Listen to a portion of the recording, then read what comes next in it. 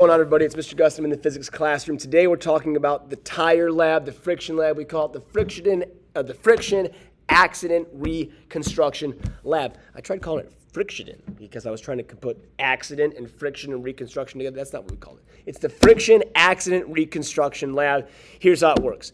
Basically, the story goes, I've got a tire. That tire slides across pavement and it slides across grass. And for some reason, I see shorter slide marks on pavement and I see longer slide marks on grass. The question is, why is that the case? Well, we designed a lab in class to figure that out. What we basically said was, let's take some tires, let's drag these tires across pavement and drag them across grass and gather some data to figure out what friction depends on, and maybe explain why we see shorter slide marks on pavement and longer slide marks on grass. Here's the setup, and then I'll give you some data, and you can do it yourself at home and do the analysis.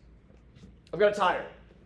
That tire has this little eye bolt attached to it. I will be dragging this tire across the ground and recording some data. Now, if I want to find the friction, I know I need to pull this thing at a constant velocity. So I'll lay the tire flat because it's the same material, and we'll learn that surface area doesn't actually impact the amount of friction. So we'll lay it down flat. We'll drag this thing at a constant velocity across the floor so that we have our balanced pull force and our balanced friction force. We'll record that data here, and we'll also figure out, as this thing gets heavier, what the friction ends up changing. So basically, or how the friction changes. So basically, the plan is this.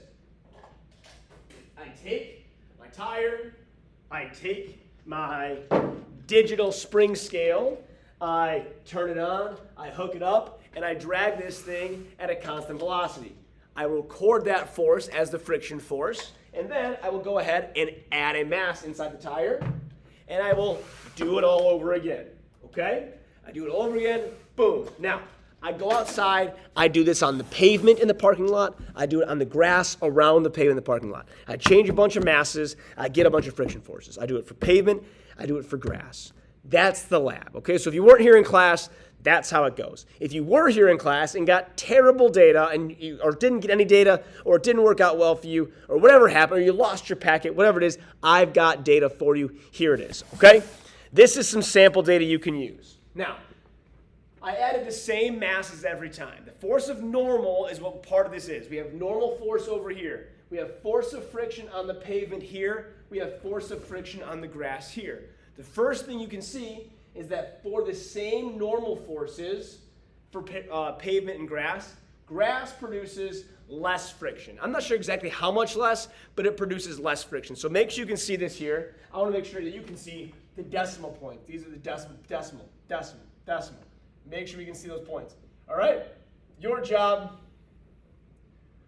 is to go graph this data on the same axes. We were in charge of the normal force. So we should be graphing normal force here. We should be graphing friction force here. It should be linear. The data should be linear.